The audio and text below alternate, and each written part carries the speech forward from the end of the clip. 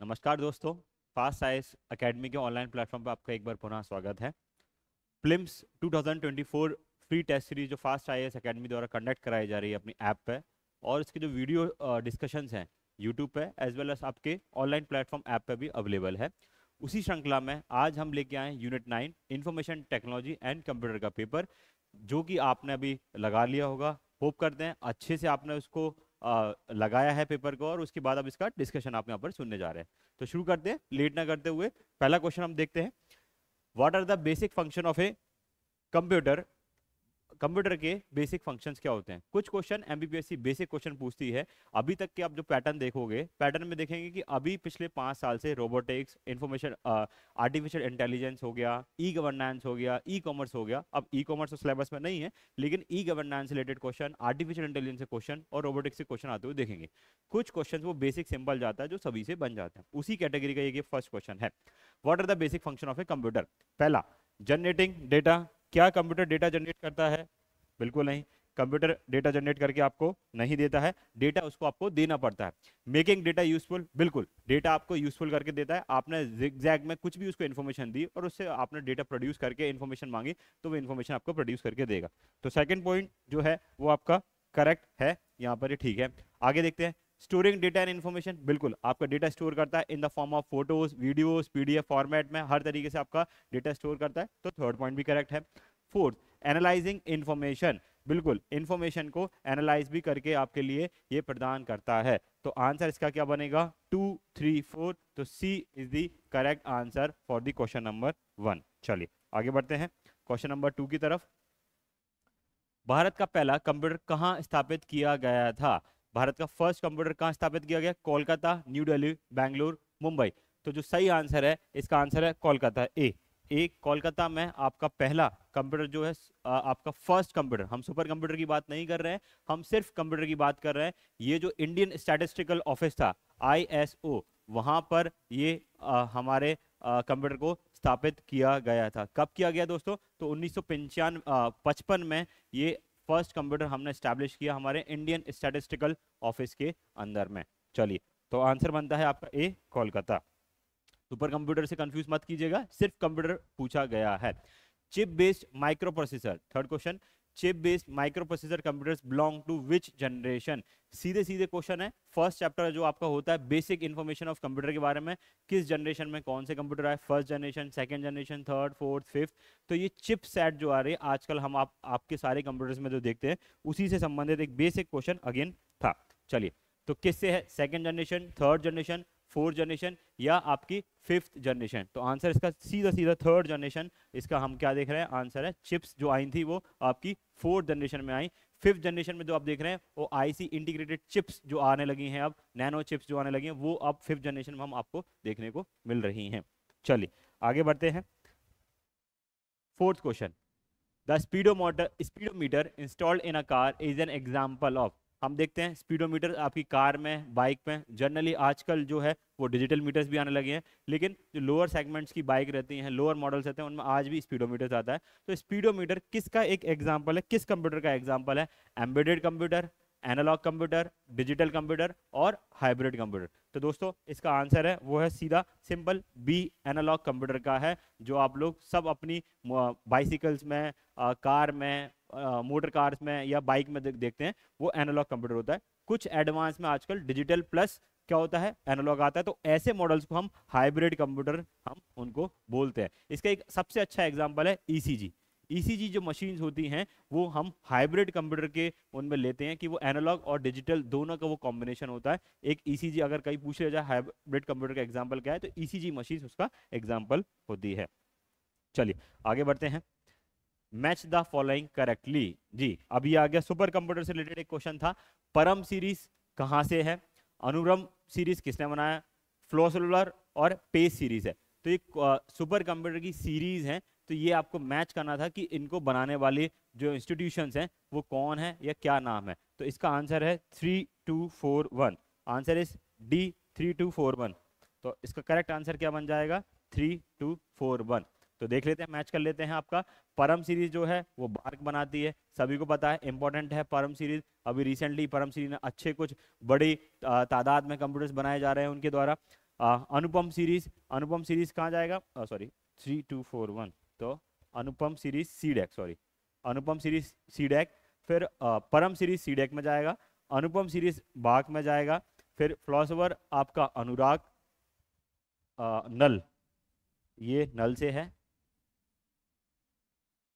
गलत हो रही है चीजें, हाँ जी, परम सीरीज आपका सी डेक से है, अनुपम सीरीज बाग से है, फिर इसके बाद में फिलोसोफर है आपका नल से, और पे सीरीज आपका अनुराग से। तो ये चार हैं, इंपॉर्टेंट हैं चारों चीज़ें, जिनमें से सबसे ज़्यादा परम सीरीज है, जो अभी सबसे ज़्यादा हैवी और एडवांस जो सुपर कंप्यूटर्स बनाए जा रहे हैं वो परम सीरीज के द्वारा बनाए जा रहे हैं। भारत सरकार का एक मिशन चल रहा है, मिशन के तहत हर बड़ी संस्था, चाहे आईआईटीज हो चाहे दूसरी इंस्टीट्यूट हैं, वहाँ सब जगह सुपर कंप्यूटर्स को इंस्टॉल किया जा रहा है।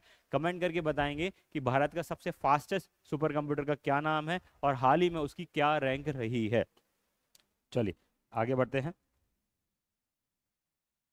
Question number 6, not a part of the system unit of a computer, computer के सिस्टम यूनिट का कौन सा भाग नहीं होता है, इनमें से कौन सा पार्ट आपके कंप्यूटर का पार्ट नहीं है। सबसे पहले मदरबोर्ड एक इंपॉर्टेंट पार्ट होता है, जिसपे ही सारा का सारा बेस बना के सारे सिस्टम को बनाया जाता है, तो मदरबोर्ड बिल्कुल पार्ट होता है। आउटपुट यूनिट, सीपीयू और प्राइमरी मेमोरी, तो आंसर क्या हो जाएगा, बी। आपसे पूछा गया कौन भाग नहीं है, तो output unit is not a part of computer, answer is B. चलिए आगे बढ़ते हैं। क्वेश्चन नंबर 7, द्वितीय या सहायक मेमोरी का उदाहरण नहीं है, अगेन वापस से देखेंगे, नहीं है उन्होंने पूछा है। एमपीपीएससी भी इसी पैटर्न पे कई बार आपसे क्वेश्चन पूछती है, नहीं है, और हम माइंड में हाँ रखते हुए क्वेश्चन लगा देते हैं। Magnetic disk, optical disk, hard disk और रजिस्टर, तो आपसे क्वेश्चन पूछा गया है, चारों की चारों मेमोरीज हैं, इनमें से आपसे पूछा गया है कि क्या इसका जो पार्ट नहीं है, तो register is not a part of secondary memory, secondary और ऑक्सिलरी मेमोरी का पार्ट नहीं होता है, register is a primary memory. One of the fastest memory होती है, प्राइमरी मेमोरी के अंदर आती है रजिस्टर, एक होती है कैश मेमोरी और एक होती है रजिस्टर मेमोरी। ऑप्शन में कमेंट करके बताएंगे कि कैश मेमोरी और रजिस्टर मेमोरी में भी फास्टेस्ट मेमोरी कौन सी होती है। चलिए आगे बढ़ते हैं।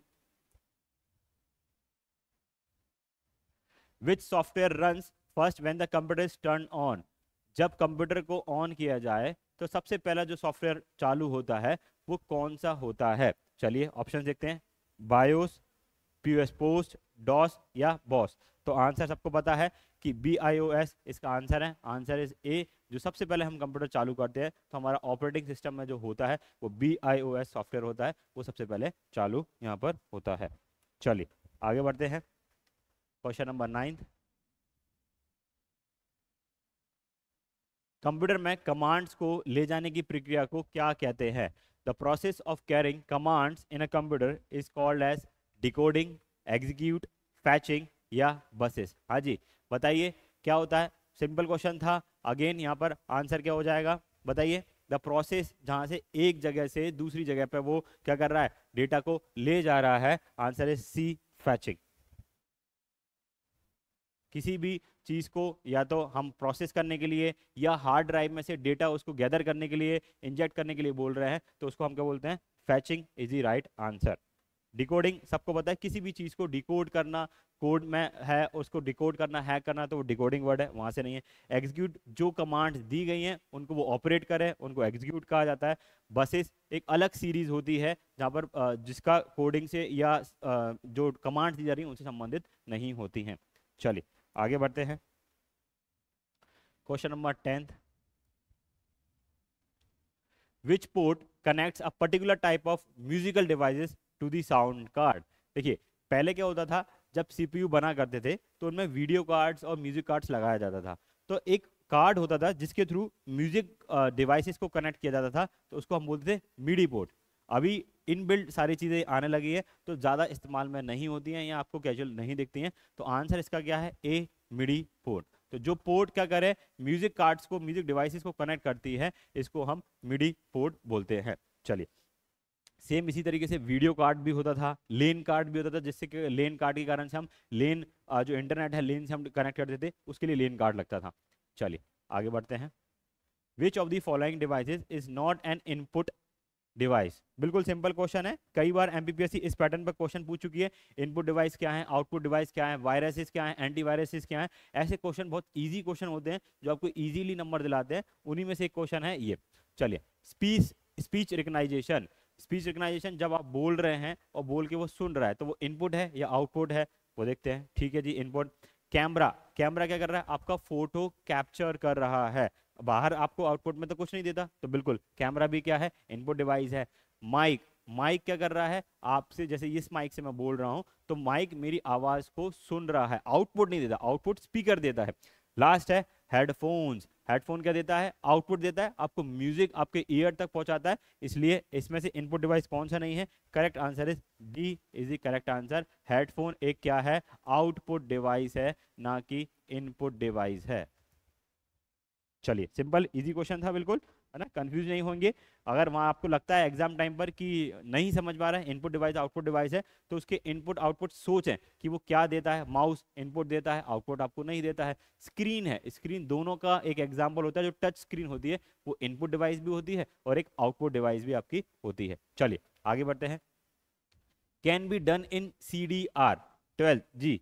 12 जो CD है, रीराइटेबल CD होती है, यहाँ रीराइटेबल नहीं सिर्फ रीडेबल बोला गया है। CDR ऐसी CD जिसमें आपने अगर एक बार डेटा डाला तो उसको वापस से आप राइट नहीं कर सकते हो। उसमें सिर्फ एक बार जो डाला गया डेटा है उसी को हम बार बार रीड कर सकते हैं, इसको हम बोलते हैं CDR। अगर इसकी जगह CDRW आ जाता, मतलब ऐसी CD जिसको बार बार रीड किया जा सकता हो और बार बार राइट किया जा सकता हो। इसका सबसे बेस्ट एग्जांपल है, अब हम पेन ड्राइव्स का इस्तेमाल करते हैं। पेन ड्राइव्स में कितनी भी बार भी आप डाटा डालिए, उनको डिलीट कर दिए, वापस से डाल दीजिए, है ना। तो वो अभी हम CD का इसमें देख लेते हैं।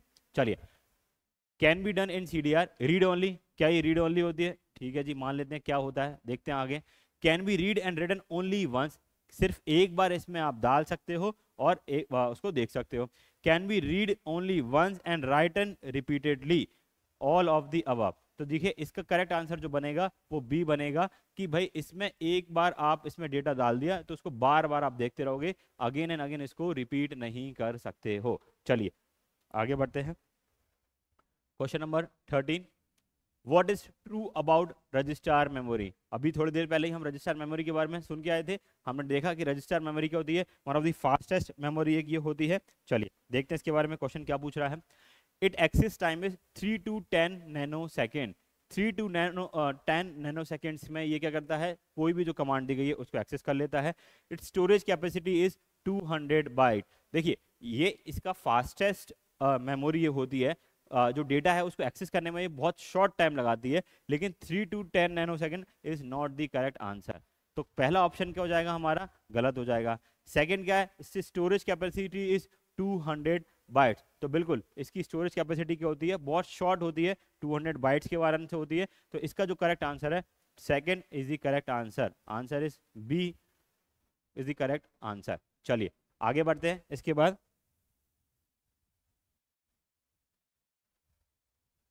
the time taken by a device to locate data and instruction and make them available to the CPU is called।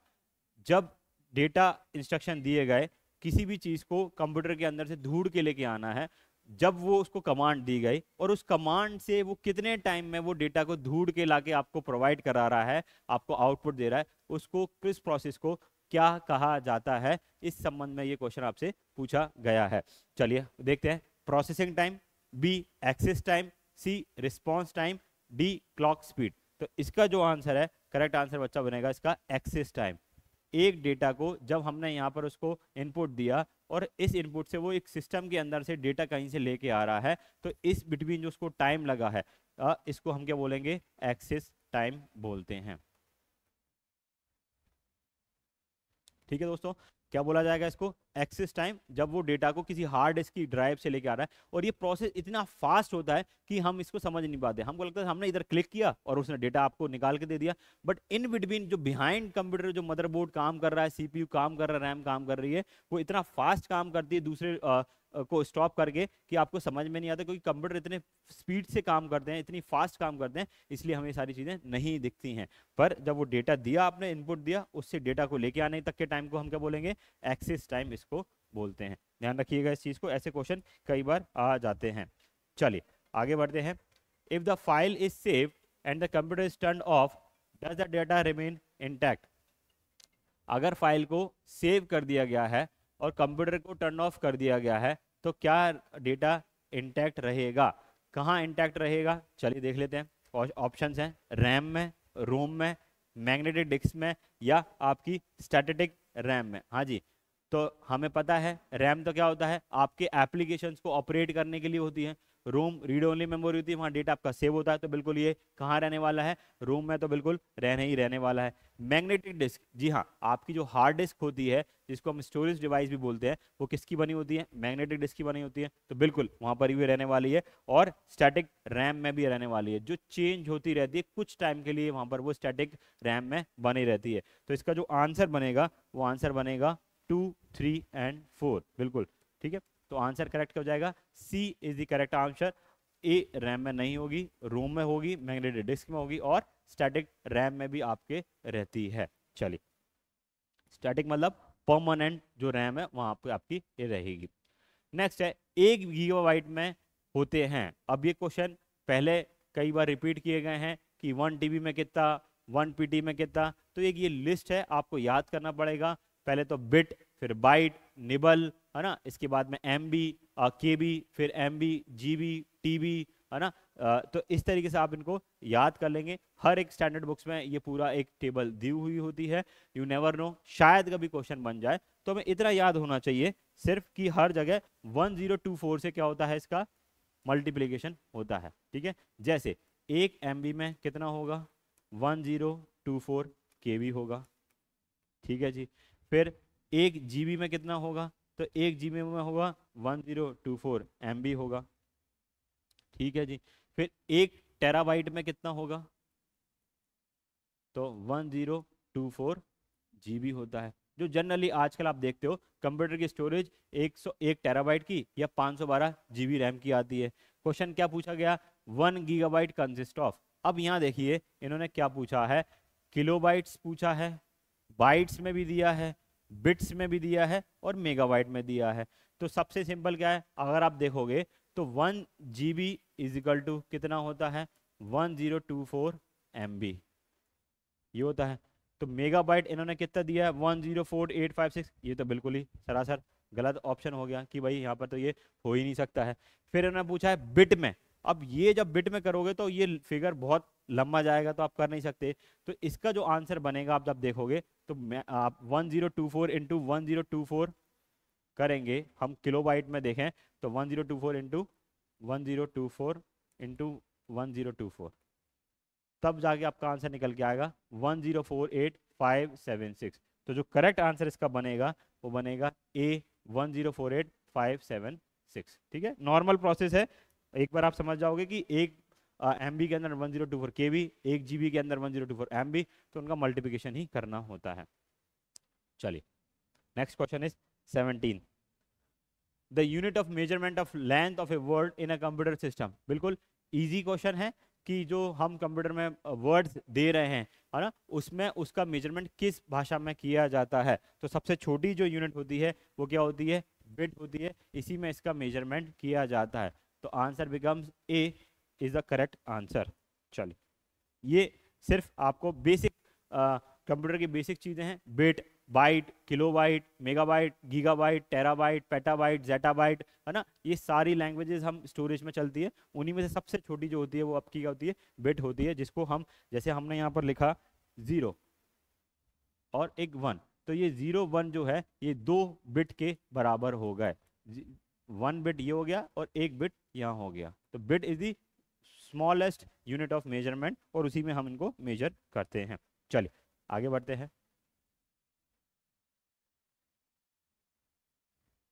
18 word processing, spreadsheet and photo editing are example of. हाँ जी, जो वर्ड शीट है ये किसके example हैं? तो आप जानते हैं जो चीज़ आपके इस्तेमाल में आ रही हो, एप्लीकेशन सॉफ्टवेयर जो होते हैं वो जनरली कब आते हैं, जब आपको किसी पर्टिकुलर चीज़ का इस्तेमाल करना हो, वीडियोस देखनी है तो आप वीसी प्लेयर, एमएक्स प्लेयर, है ना, ऐसे ऐसे प्लेयर चलाए जाते हैं जिनके थ्रू आप वीडियोस देख सकते हो। फोटोज़ के लिए आप गूगल का फोटोज़ ऐप होती है, अलग अलग आपके सिस्टम के अंदर अलग ऐप्स होती हैं। तो ये सारी की सारी चीज़ें किसकी हैं, एप्लीकेशन सॉफ्टवेयर की ही क्या है, ये हमारे से संबंधित है, इसलिए आंसर बिकम्स नेचुरली ए। सिस्टम सॉफ्टवेयर क्या होते हैं, जो सिस्टम को आपको चलाएं, विंडोज एक सिस्टम सॉफ्टवेयर के अंदर में आता है। यूटिलिटी सॉफ्टवेयर जो कंप्यूटर के सिस्टम को चलाने में इजीली काम करते हैं, ऑपरेट कराने में आसान हो जाते हैं, उनको हम यूटिलिटी सॉफ्टवेयर बोलते हैं। इसलिए आंसर क्या हो गया, A is the correct answer. चलिए आगे बढ़ते हैं। Which software is available from the internet to repair known software bugs. ज्ञात सॉफ्टवेयर बग को रिपेयर करने के लिए इंटरनेट से मिलने वाले सॉफ्टवेयर हैं। देखिए कई बार आपके सिस्टम के अंदर में बग्स आ जाते हैं, उन बग्स को ठीक करना पड़ता है, डीबगिंग करनी पड़ती है। या तो डीबगिंग कौन करेंगे, जो आपके सॉफ्टवेयर इंजीनियर्स हैं, आईटी इंजीनियर्स हैं, वो पूरे सिस्टम में बैठे आए और ठीक करें। तो ये बहुत एक्सपेंसिव एक तरीका हो जाएगा, है ना। इसकी जगह क्या होता है कि हम कुछ सॉफ्टवेयर्स बने हुए हैं, रेडी प्री मेड सॉफ्टवेयर हैं, जो आपको अपने सिस्टम के अंदर इंस्टॉल करने हैं। वो इसका पूरा स्कैनिंग करेंगे, सर्च करते हैं कि कहाँ कहाँ आपके सिस्टम में दिक्कत है, और उनको वहां से रिपेयर कर देते हैं। तो इसका जो आंसर है, answer is B tutorial. 4 option है इसमें से, sorry B patch is the correct answer. Patch एक सॉफ्टवेयर होता है जो क्या करता है, आपके सॉफ्टवेयर जो कंप्यूटर के अंदर बग्स आए हैं उनको वो ठीक कर देता है। चलिए आगे बढ़ते हैं। Question number 20। That computer program which converts each line of program into machine language. देखिए यहां पर क्या पूछा गया है, ईच लाइन, है ना, लाइन बाय लाइन जो प्रोग्राम क्या करे, आपकी जो कंप्यूटर प्रोग्राम है उसको मशीन लैंग्वेज में क्या कर दे, कन्वर्ट कर देता है। ऐसे सॉफ्टवेयर को हम बोलते हैं इंटरप्रेटर। ठीक है, ये यहां पर क्या कर रहा है, लाइन बाय लाइन जो आपका क्या कर रहा है, कन्वर्ट कर रहा है each line of program into machine language. ऐसे सॉफ्टवेयर को हम क्या बोलते हैं, इंटरप्रेटर बोलते हैं। चलिए आगे बढ़ते हैं। Next question 21। Which of the following statement is correct. तो क्या पूछा गया आपसे, करेक्ट ऑप्शन पूछा गया है। ठीक है जी, आगे देखते हैं। Errors in computer are called bugs. जो कंप्यूटर के अंदर एरर्स आते हैं वो क्या होते हैं, बग्स कहलाते हैं। ठीक है भाई, मान लेते हैं बिल्कुल होते हैं। जो एरर्स आपके कंप्यूटर में है वो बग्स होते हैं। इन बग्स का ही अभी हाल ही में हमने आपको बताया कि डीबगिंग करते हैं। वो डीबगिंग कौन करता है, एक टीम होती है आईटी सॉफ्टवेयर इंजीनियर्स की, वो कंप्यूटर के अंदर जितने भी बग्स हैं उनको निकालते हैं। तो सर बग्स क्या होते हैं, जैसे कीड़े हो जाते हैं खाने के आइटम में, आपने देखा हो कभी कीड़े आ जाते हैं, तो मम्मी क्या करती हैं, गेहूं के अंदर में आपके नीम के पत्ते डाल के रखती हैं, कुछ कुछ गोलियां डाल के रखती हैं जो दवाइयां होती हैं, जिसके कारण से क्या हो, वो छोटे जो कीड़े जो जीव है वो उसके अंदर में ना आ पाए। इसी तरीके से जब एक कंप्यूटर के अंदर में कोई बग्स आ जाते हैं तो वो क्या कर सकते हैं, आपके कंप्यूटर को हार्म कर सकते हैं, वायरस उसके थ्रू आ सकते हैं, आपका पूरा सिस्टम हैंग हो सकता है। उस हैंग से बचाने के लिए, आपके डेटा को सिक्योर करने के लिए ये बग्स का क्या करा जाता है, डीबगिंग की जाती है। Second, finding and removing errors in the computer is called patch. ठीक है जी, अभी हम देख के आए कि जो एरर्स आए हैं उनको फाइंड करना और रिमूव करना पैच कहलाता है। ठीक है, क्या वो पैच होता है, नहीं, पैच आपका जो ऑनलाइन सॉफ्टवेयर है वो आपका क्या कर रहा है, वो आपका ठीक कर रहा है। Third, software that eliminates bugs on a computer is called debugging. Software जो क्या कर रहा है, एलिमिनेट कर रहा है बग्स को। हम अभी देख चुके हैं सारी की सारी कहानी कि किस तरीके से होता है। फिर इसके बाद में है फायरवॉल प्रोटेक्ट्स द कंप्यूटर। तो इन्होंने पूछा क्या है आपसे, पहली चीज तो करेक्ट पूछी है। तो फर्स्ट क्या है, error in computer are called bugs, बिल्कुल ठीक है जी, ये बिल्कुल सही है। Finding and removing errors in computer is called patch, नहीं जी। पैच क्या कर रहा था, एक ऑनलाइन सॉफ्टवेयर था जो क्या करता है, आपके इंस्टॉल किया जाता है और वो बग्स को फाइंड करता है। ठीक है, तो ये ऑप्शन क्या हो गया, गलत हो गया। फिर इसके बाद थर्ड ऑप्शन है computer that software that eliminates bugs on a computer is called debugging. क्या वो सॉफ्टवेयर होता है, नहीं, वो एक प्रोसेस होती है जिस प्रोसेस में आईटी इंजीनियर्स या एक टीम क्या करती है, बग्स को फाइंड करती है और उनको एलिमिनेट करती है। तो बिल्कुल थर्ड ऑप्शन भी गलत, सेकंड ऑप्शन भी गलत, तो फर्स्ट सही हमारा। फायरवॉल प्रोटेक्ट्स द कंप्यूटर, बिल्कुल फायरवॉल क्या करता है, बाहर से जो अनऑथराइज एक्सेस आपके कंप्यूटर में लेने की कोशिश करता है, अनऑथराइज आपके कंप्यूटर का लॉक तोड़ने की कोशिश करे, पासवर्ड को तोड़ने की कोशिश करे, उसको रोकने के लिए हर कंप्यूटर के अंदर क्या होती है, एक फायरवॉल होती है। तो करेक्ट आंसर क्या बनेगा, B is the correct answer, 1 और 4। चलिए आगे बढ़ते हैं। Question number 22, which ensure that all parts of computer are working properly and connects to the system।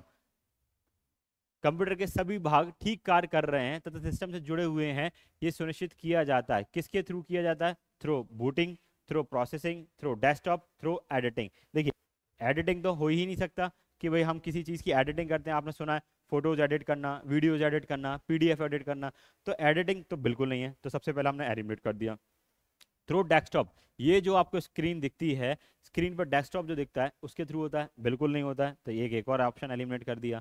Through processing, किसी भी चीज को ठीक करेंगे तो प्रोसेसिंग के थ्रू किस तरीके से ठीक कर सकते हो? संभव ही नहीं है। तो आंसर हमारा क्या बचता है? Through booting. आपने देखा होगा छोटे में जब आप कंप्यूटर सिस्टम में इस्तेमाल कर रहे हो या अभी भी आप करते हैं, तो एक बटन होता था सीपीयू पर्सनल कंप्यूटर्स के अंदर में, एक छोटा सा बटन होता था। अगर आप कंप्यूटर हैंग हो जाए आपका, तो उस बटन को दबा दिया जाए तो सिस्टम रीबूट हो जाता था, है ना, सारा रिफ्रेश होकर वो रीबूट कर देता था। तो बूटिंग इज द प्रोसेस जिसके थ्रू हम क्या करते हैं? मेक श्योर करते हैं कि सारी चीजें सही साथ चल रही हैं।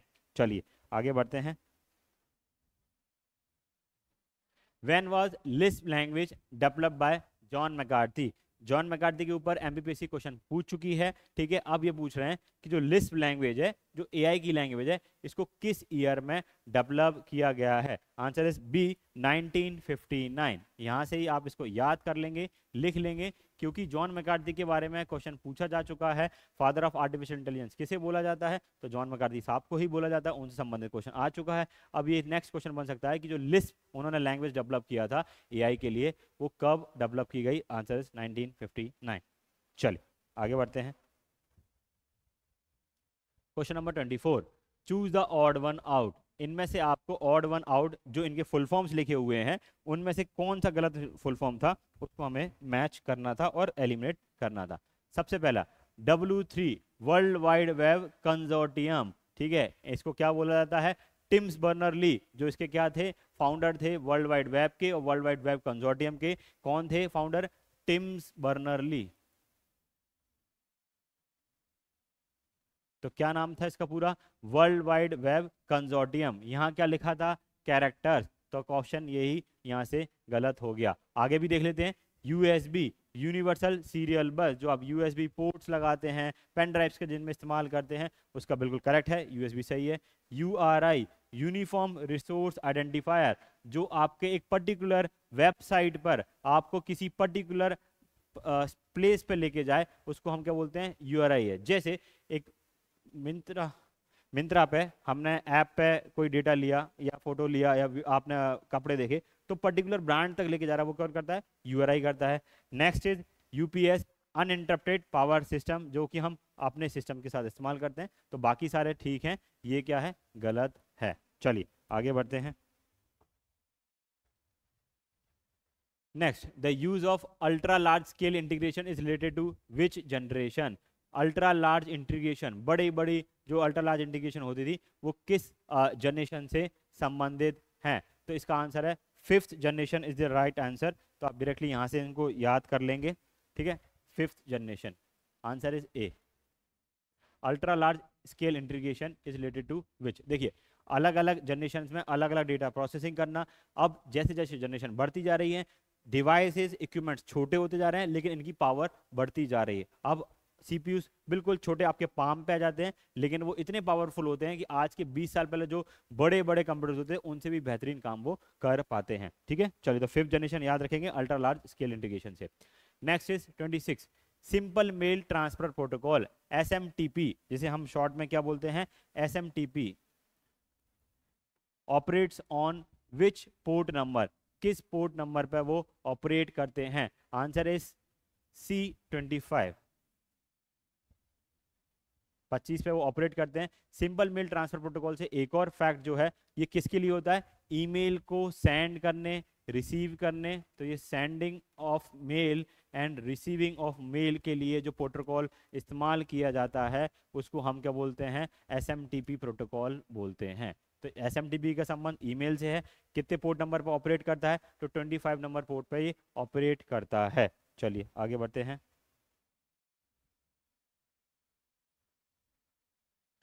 What is block? Next is block. आजकल की जनरेशन जानती है ब्लॉग क्या होता है, लेकिन आजकल की जनरेशन जो ब्लॉग जानती है वो ये व्लॉग जानती है, वी लॉग। ये इसको बोलते हैं वीडियो लॉग। और ये जो बी लॉग बोला गया है, जो रिटर्न भाषा में जो चीज़ें होती हैं उनको ब्लॉग बोला जाता है। तो ये क्या है, ऑनलाइन म्यूजिक है, इंटरनेट है, अ पर्सन और corporate website in the form of online journal. Online journal मतलब एक डायरी के फॉर्मेट में, वहाँ सारी चीज़ें उन्होंने अपनी बारे में बता रखा है, किसी पर्टिकुलर बारे में बता रखा है, तो उसको हम ब्लॉग बोलते हैं। जनरली जो ट्रैवलर्स होते थे वो ट्रैवलर्स क्या करते थे, जिस भी जगह पे जाते थे उसका एक ब्यौरा बना के रखते थे अपनी डायरी के अंदर में। आज उसे को ही जब हम डिजिटल फॉर्मेट में बनाते हैं तो उसे हम क्या बोलते हैं, ब्लॉग बोलते हैं। तो answer is C is the correct answer. चलिए आगे बढ़ते हैं। 28 which the following is a micro blogging app. अभी हमने ब्लॉगिंग देखा, अब ये बोल रहे हैं माइक्रो ब्लॉगिंग ऐप क्या होती है। तो माइक्रो ब्लॉगिंग ऐप क्या होती है, थ्रेड, जो जहां पर इस ऐप पे आप क्या करते हो, अपने कम से कम वर्ड्स के अंदर में आप अपनी चीजों को बता रहे हो, जता रहे हो, इन सबको हम क्या बोलते हैं, माइक्रो ब्लॉगिंग एप्स बोला जाता है। Thread, X, Koo, all of the above. तो answer is D, all of the above. ये सब क्या है, ये माइक्रो ब्लॉगिंग साइट्स हैं। कमेंट करके बताइएगा कि इंडिया की माइक्रो ब्लॉगिंग साइट्स का नाम क्या है, उसमें कितने कैरेक्टर आप लिख सकते हो और वो किस ईयर में आई है। आंसर इन्हीं में से छुपा हुआ है, तो आप कमेंट करके जरूर बताएंगे। चलिए आगे बढ़ते हैं। Question number 29, which of the following statement are true regarding the internet. Internet से संबंधित इनमें से क्या सही है। The internet works on a client service model. Internet client server model पर कार्य करता है। सेकंड, इंटरनेट पर सूचनाओं का आदान प्रदान हेतु मैसेज स्विचिंग का उपयोग किया जाता है। ठीक है जी। Third, internet switching is used to exchange information on the internet. Third, TCP IP protocol is the most popular on the internet. जो TCP IP प्रोटोकॉल है जो क्या करता है, आपके डेटा को सिक्योरली पैकेट में एक जगह से दूसरी जगह ट्रांसफर करता है। Fourth, public internet service in India was started by VSNL। तो जी 29 क्वेश्चन आपको आंसर इसमें देना है। अब इसमें तो देखिए सेकंड जो पॉइंट है, इंटरनेट पर सूचनाओं को आदान प्रदान हेतु मैसेज स्विचिंग का उपयोग किया जाता है।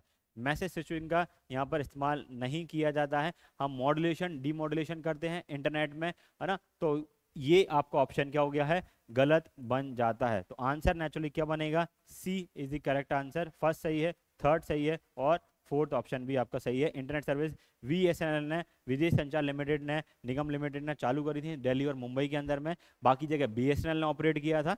तो ये ऑप्शन भी सही है, फर्स्ट ऑप्शन भी सही है। थर्ड ऑप्शन TCP IP के बारे में बता चुका हूँ, सिक्योरली आपकी इंफॉर्मेशन एक जगह से दूसरी जगह पैकेट्स में डिस्ट्रीब्यूट करके वो भेजता है। चलिए आगे बढ़ते हैं क्वेश्चन नंबर 30 पे।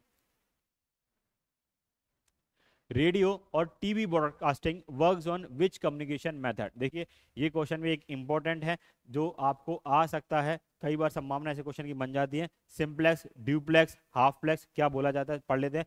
फुल ड्यूप्लेक्स, फुल ड्यूप्लेक्स का मतलब क्या होता है, दोनों साइड से कम्युनिकेशन एक ही टाइम पे आप कर सको, उसको हम फुल ड्यूप्लेक्स बोलते हैं। जैसे कि आपका मोबाइल एक ही टाइम पे सामने वाला भी बोल पाता है, आप भी बोल पाते हो। सेमी ड्यूप्लेक्स, सेमी ड्यूप्लेक्स क्या होते हैं, जो वॉकी टॉकी होते हैं, रेडियो वॉकी टॉकी होते हैं, जनरली आपने पुलिस वालों के पास देखा होगा, आर्मी वालों के पास देखा होगा, एक साइड से एक बोलेगा दूसरा सुनेगा, तो इसको हम बोलते हैं सेमी ड्यूप्लेक्स बोलते हैं। सिंप्लेक्स, सिंप्लेक्स क्या होता है कि सिर्फ वन वे है, आप सुन सकते हो उनको, वापस बोल नहीं सकते हो, तो इसको हम सिंप्लेक्स बोलता है। क्वेश्चन क्या पूछ रहा है, रेडियो और टीवी ब्रॉडकास्टिंग, क्या रेडियो पे आप बोल सकते हो, टीवी पे बोल सकते हो, जी नहीं, बिल्कुल नहीं बोल सकते। तो answer become C, simplex is the correct answer. चलिए आगे बढ़ते हैं। Question number 31, which of the following is not a type of computer network. इनमें से कौन सा जो नेटवर्क है वो कंप्यूटर नेटवर्क नहीं है। MPPSC ये क्वेश्चन पूछ चुकी है, 2022 का ये क्वेश्चन है, वहीं से ये सेम क्वेश्चन उठाया गया है। तो answer is C, remark area network. Personal area network जहाँ पे आप क्या करते हो, लेन का इस्तेमाल करते हो, ठीक है, तो personal area network computer network होता है। Campus area network generally colleges में, यूनिवर्सिटीज में जिनका इस्तेमाल किया जाता है उनको हम कैंपस एरिया नेटवर्क कहते हैं। वाइड एरिया नेटवर्क जिसपे हम फ्री वाईफाई जो चलाते हैं, वाईफाई जिनके इस्तेमाल के लिए होता है उसको वाइड एरिया नेटवर्क बोलते हैं। तो रिमार्क एरिया नेटवर्क ऐसा कुछ नहीं है, इसलिए आंसर बिकम सी, सी एक कंप्यूटर नेटवर्क नहीं है। चलिए आगे बढ़ते हैं। Question number 32, web page address is obtained from. Web page address कहाँ से ऑब्टेन किया जाता है? डायरेक्टरी से, प्रोटोकॉल से, डोमेन से, यूआरएल से? सिंपल क्वेश्चन अगेन, कहाँ से आपका ये डेटा को ऑब्टेन किया जाता है? तो unified resource locator, D is the correct answer. Protocol क्या होता है? किसी भी चीज को भेजने का एक तरीका। डायरेक्टरी, जहां से आपको डेटा को स्टोर किया जाता है, जैसे हम नंबर को इस्तेमाल करते हैं। डोमेन, ये वेबसाइट के लिए होता है। और वेब पेज एड्रेस को ऑब्टेन किया जाता है यूआरएल के थ्रू। www आगे इस तरीके से लगाते हैं तो उस तरीके से ये आता है। चलिए आगे बढ़ते हैं। सोशल नेटवर्क शब्द का सर्वप्रथम किसने किसने दिया था? तो जो फर्स्ट पॉइंट सोशल नेटवर्क जो वर्ड था वो किसने इनको दिया है? जे.ए. बार्न्स ने, पीटर मैरहोल्स ने, मार्क जुकरबर्ग या केविन मित्तल ने? किसने इसको दिया था? तो जे.ए. बार्न्स ने इसको क्या किया था? सबसे पहले सोशल नेटवर्क वर्ड को क्या किया था? कॉइन किया था। Answer is A, J A. Barnes. चलिए, मार्क जुकरबर्ग मेटा के सीईओ एंड फाउंडर हैं। केविन मित्तल जो एक पॉपुलर ऐप थी हाइक, उन्होंने डेवलप की थी, जो अब बंद हो चुकी है। चलिए आगे बढ़ते हैं क्वेश्चन नंबर 34 पे। Bharat net project is related to? जी हाँ, Bharat net project digital India mission का एक बहुत इंपॉर्टेंट पार्ट है। भारत नेट फेज 1, अब भारत नेट फेज 2 चल रहा है। इसके तहत क्या किया गया है? जो दूर दराज के सारे गांव हैं उनको ऑप्टिकल फाइबर से क्या किया जा रहा है? कनेक्ट किया जा रहा है। इसी के साथ एक और क्वेश्चन निकल के आता है कि ऑप्टिकल फाइबर के फादर किसे बोला जाता है? कमेंट करके बताइएगा, who is known as the father of optical fibre? Bharat ने हाल ही में 2 साल पहले उनको पद्म विभूषण से भी सम्मानित किया था। एक इंडियन ओरिजिन के इंसान है, उनका नाम जरूर कमेंट करके बताइएगा। चलिए आगे बढ़ते हैं। भारत नेट प्रोजेक्ट किससे संबंधित है? Connecting state government with the help of internet. अभी मैं आपको एक्सप्लेनेशन दे चुका हूं। क्या हम स्टेट गवर्नमेंट को कनेक्ट कर रहे हैं? नहीं भाई, किसको कनेक्ट कर रहे हैं? हम गांव को कनेक्ट कर रहे हैं। Connecting all the district offices of the country with the help of internet. बिल्कुल नहीं, हम क्या कर रहे हैं? गांव को कनेक्ट कर रहे हैं। हम इनको स्वान के अंदर में ऑलरेडी कनेक्ट कर चुके हैं। स्टेट वाइड एरिया नेटवर्क के अंदर में डिस्ट्रिक्ट ऑफिसेज को स्टेट से कनेक्ट कर चुके हैं। Connecting all the gram panchayat of the country with the help of internet. बिल्कुल, ये तो आंसर क्या बन जाएगा आपका? C is the correct answer. Optical fibre से हम सारे गांवों को क्या कर रहे हैं? कनेक्ट कर रहे हैं। फेज 1 कंप्लीट हो चुका है, फेज 2 इसका चल रहा है। चलिए आगे बढ़ते हैं। Question number 35। User name in fastpre05@gmail.com is? इसमें से यूजर नेम क्या है? fastpre05, gmail.com, fastpre@com। तो आंसर आपको पता है, यूजर नेम क्या है? fastpre, ये जो है इसका सिर्फ क्या है? यूजर नेम कहलाएगा। जीमेल क्या है? सर्विस देने वाला है, मेल सर्विस देने वाला होता है। चलिए ठीक है, तो आंसर क्या बन जाएगा आपका? Answer is A. A is the correct answer. User name क्या हो जाएगा? fastpre05। चलिए आगे बढ़ते हैं। Question number 36। डोमेन नेम में अधिकतम कितने कैरेक्टर हो सकते हैं? Maximum character in the domain name. देखिए, जब हम वेबसाइट का एड्रेस लेते हैं, जैसे हमने लिया www.fastinstitute.in, तो ये पूछ रहे हैं इस तरीके से आप कितने कैरेक्टर ले सकते हो एक वेबसाइट के अंदर में। ये जो कैरेक्टर हैं वो कितने कैरेक्टर्स यहाँ पर हो सकते हैं? ठीक है, तो ऑप्शंस में क्या है? 255, 32, 64 या 16। तो 16 तो नहीं होंगे। अगर 16 कैरेक्टर में होंगे तो दुनिया में इतनी सारी वेबसाइट्स हैं, वो कैसे बनेंगी? तो इसका जो करेक्ट आंसर है, आंसर है सी, 64। मिनिमम मैक्सिमम जो कैरेक्टर हो सकते हैं वो 64 हो सकते हैं। देखिए, कई जगह आपको इसमें 255 भी दिखेगा, लेकिन ऑफिशियल सोर्सेज जितनी भी वेबसाइट्स हैं वहाँ आपको हर जगह कितना दिखेगा? डोमेन के लिए 64 ही दिखता है। हाँ जी, जीमेल में जब आप मेल में जाते हो तो वहाँ 255 कैरेक्टर्स का इस्तेमाल किया जा सकता है। मेल के अंदर आप जो अपना यूजर नेम रखोगे वहाँ 255 कैरेक्टर का इस्तेमाल किया जा सकता है। लेकिन वेबसाइट के डोमेन के लिए जो इस्तेमाल किया जाता है वो कितना होता है? 64 कैरेक्टर्स ही होता है। लिमिटेशन है 64 कैरेक्टर्स का। चलिए आगे बढ़ते हैं। विच ऑफ दी, हाँ, और ये किसके थ्रू गवर्न किया जाता है? तो वो world wide web consortium W3C है। उनकी रूल्स एंड रेगुलेशन गाइडलाइंस हैं, उनको हम फॉलो करते हैं। उन्हीं गाइडलाइंस में ये लिखा हुआ है कि डोमेन नेम का कैरेक्टर कितना होना चाहिए? 64 डिजिट से ज़्यादा का नहीं होना चाहिए। विच of the following protocol is the base protocol of www? हाँ जी, www का बेस प्रोटोकॉल क्या है? SMTP हम देख के आ चुके हैं। SMTP किसके लिए होता है? ये आपके ईमेल के लिए होता है। HTTP बिल्कुल यही क्या होता है, प्रोटोकॉल है www के लिए, hyper text transfer protocol. Already MPPSC इस पे भी क्वेश्चन पूछ चुकी है। टीसीपी हम देख चुके हैं, पैकेट्स में इंफॉर्मेशन को एक जगह से दूसरी जगह भेजने के लिए क्या करते हैं, टीसीपी आईपी प्रोटोकॉल का इस्तेमाल करते हैं। और DNNTP ये भी नहीं है। तो करेक्ट आंसर क्या बना आपका, B is the correct answer. चलिए आगे बढ़ते हैं। What is internet ethical protocol called? Internet के एथिकल प्रोटोकॉल को क्या बोला जाता है? Net protocol, netiquette, net ethics, net morality. अब भाई किसी ने एथिक्स देख के नेट एथिक्स लगाया हो तो आपका आंसर सरासर गलत है। Answer is B, netiquette. जो इंटरनेट एथिकल प्रोटोकॉल्स होते हैं हम उनको नेटिकेट बोलते हैं। चलिए आगे बढ़ते हैं। मैं एक फैक्ट जो आपको याद करना है ना, डायरेक्टली आप नोट्स में लिखेंगे अगर आपके नोट्स में नहीं है तो। चलिए आगे बढ़ते हैं। विच of the following can read and render HTML web page? निम्नलिखित में से कौन HTML वेब पेज को पढ़ और प्रस्तुत कर सकता है? Server, web browser, hashtag, neither of the above. जी बिल्कुल, एक सिंपल कैटेगरी का क्वेश्चन था। इसका आंसर आप ऑप्शंस को देखते हुए ही एलिमिनेट करके लगा सकते थे। डायरेक्टली इसका आंसर क्या बनेगा, वेब ब्राउजर। तो B, web browser is the correct answer. चलिए आगे बढ़ते हैं। Question number 40, which of the following can not be part of an email address? Email address में इनमें से कौन सा जो स्पेसिफिक वर्ड, स्पेशल वर्ड है, कैरेक्टर है, वो इस्तेमाल नहीं किया जा सकता है? देखिए चलो, अंडरस्कोर, बिल्कुल अंडरस्कोर का इस्तेमाल हम कर सकते हैं। आपने बहुत सारी ईमेल एड्रेस देखे होंगे जहाँ अंडरस्कोर का इस्तेमाल किया जाता है। @ साइन का भी हम इस्तेमाल कर सकते हैं।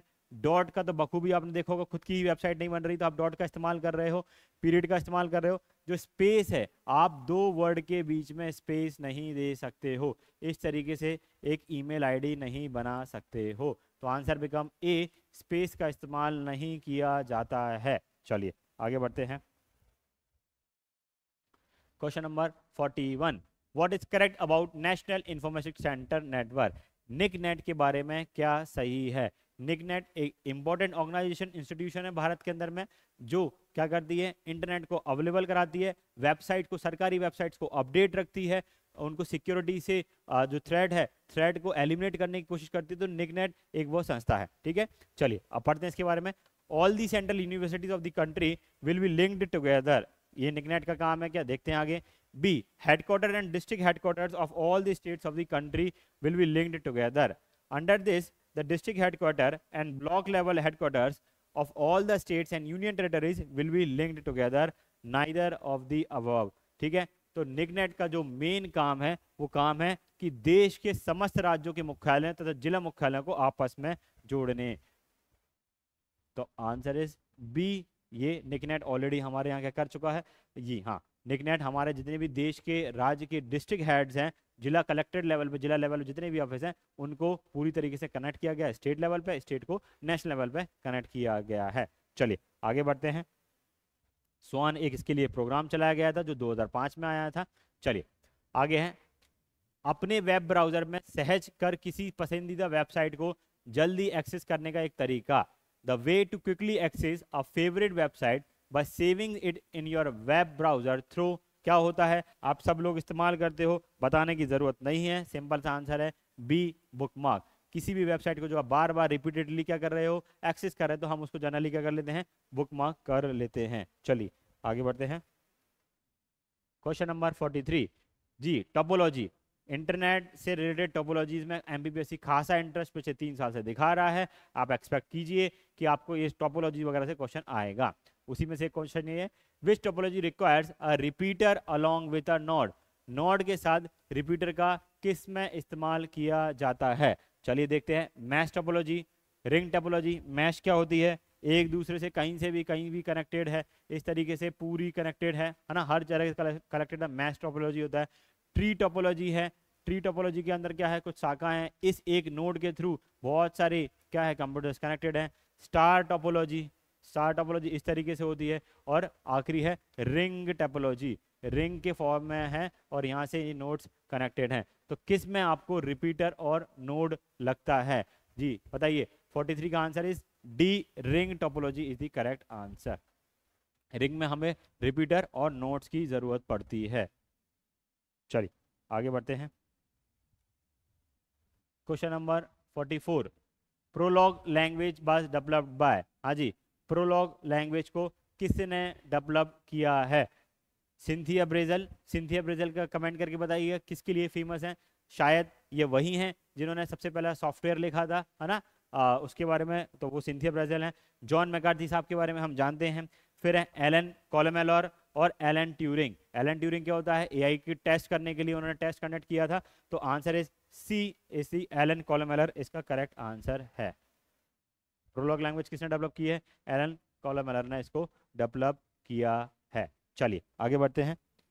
Question number 45, identify the mismatch among the following.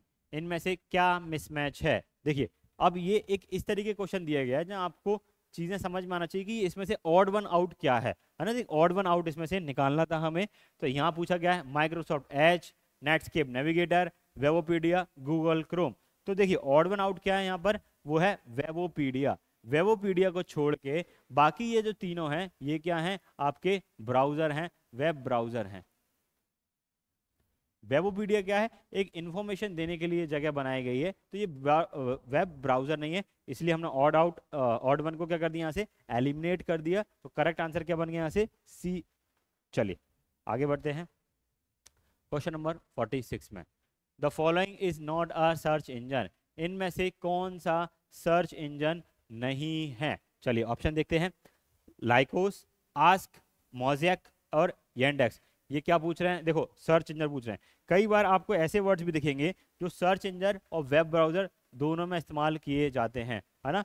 तो मोज़ेक एक इस तरीके का ही प्लेटफॉर्म है, येंडेक्स है, ठीक है। तो क्वेश्चन का जो आंसर है वो है mosaic is a search engine नहीं है। मोज़ेक क्या है? एक वेब ब्राउजर है।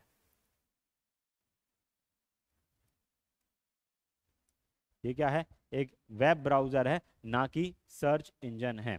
हाल ही में इन्होंने घोषणा करी है कि अपना सर्च इंजन भी लेके आने वाले हैं। तो आप देखेंगे बहुत सारे एआई पावर्ड सर्च इंजन, अब आसान हो गई हैं चीज़ें एआई से। तो मोज़ेक ने भी रिसेंटली न्यूज़ में था कि अपना एआई पावर्ड सर्च इंजन क्या कर रहे हैं? लेके आने वाले हैं। अभी नहीं आया है, इसलिए इसका आंसर क्या बनेगा? सी, मोज़ेक।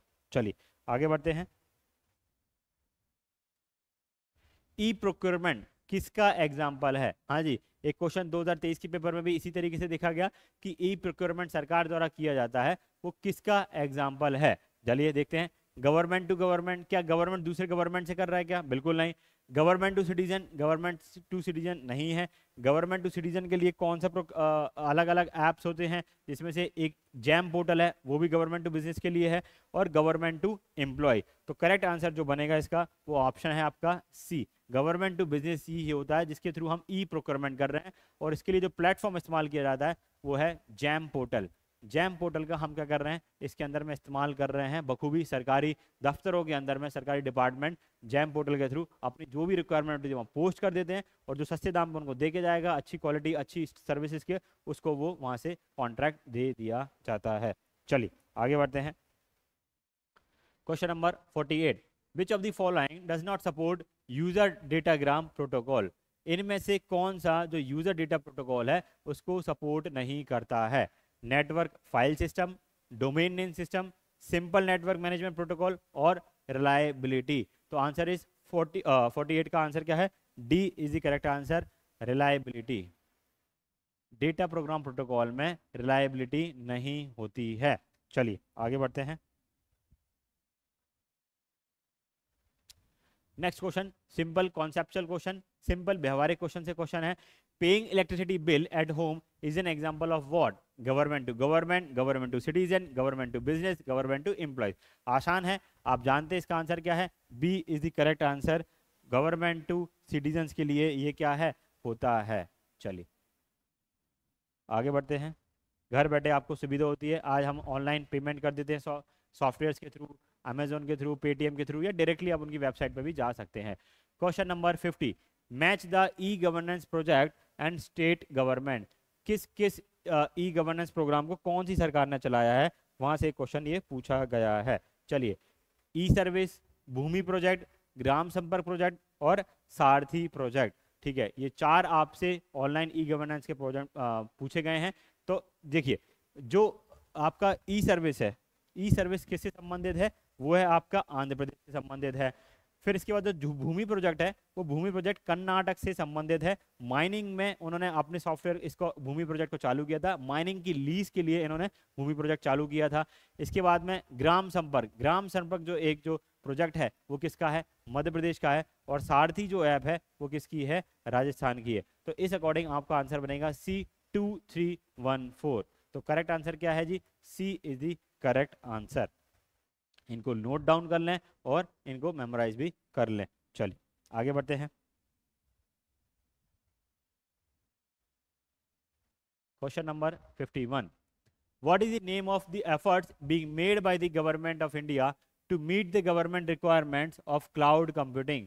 क्लाउड कंप्यूटिंग की जो रिक्वायरमेंट्स हैं उनको भारत सरकार की जो नीड है उसको मीट करने के लिए क्या प्रोग्राम का रन किया जा रहा है, मेघदूत, मेघराज, ऐरावत और बादल। तो बताइए, सबको पता है इसका आंसर क्या है, आंसर इज बी, मेघराज एक ऑप्शन के तहत हम क्या कर रहे हैं, क्लाउड कंप्यूटिंग का काम कर रहे हैं। देखिए ऐरावत जो प्रोजेक्ट है वो एआई से संबंधित है, ठीक है। इसके बाद में बादल ऐसा कुछ नहीं है, नॉर्मल एक शब्द डाला गया है, ठीक है। तो Meghraj is the correct answer. Meghraj के तहत हम भारत सरकार क्या कर रही है, क्लाउड कंप्यूटिंग में सरकार की जो आवश्यकता है उनको पूरा कर रही है। अब क्लाउड कंप्यूटिंग क्या होती है, एक ऑनलाइन सर्विस है, एसओएस सर्विस होती है, जिसके तहत आप अपना डेटा क्या कर सकते हैं, हार्ड डिस्क ना खरीदते हुए सारा का सारा ऑनलाइन स्टोर कर सकते हो, जिसको कहीं भी दुनिया के कोने में बैठ के online with the help of internet access कर सकते हो। इसको हम क्या बोलते हैं, क्लाउड कंप्यूटिंग बोलते हैं या क्लाउड स्टोरेज बोलते हैं।